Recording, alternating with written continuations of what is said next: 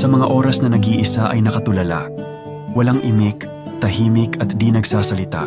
Kahit nahihirapan na ay di man halata na may bigat ng mga luha na dinadala.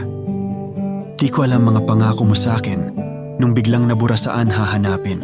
Ngayon nagtatanong sa mga bituin kung bakit ka nawala sa aking paningin.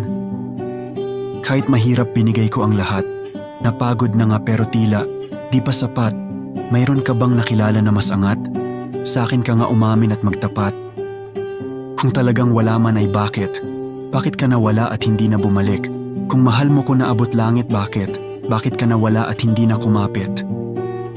Kapag naiisip ko kung kumusta ka na, kung nasaan ka man masaya ka na ba, na ako'y mag-isa at labis na nagdurusa, habang malaya ka na at ako'y hindi pa.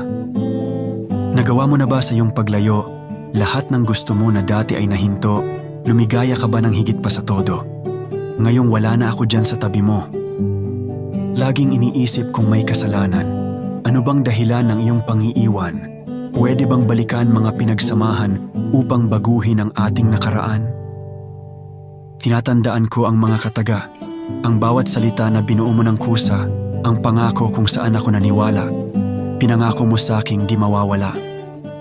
Ilang mga araw ang nagdaan at lumipas. Pero hindi man lang sinabing may wakas, na bigla na lang maglalaho at kukupas ang pagmamahal mo sa akin na wagas.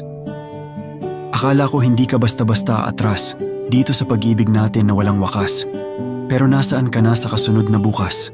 Bakit kusa kang bumitaw at kumalas?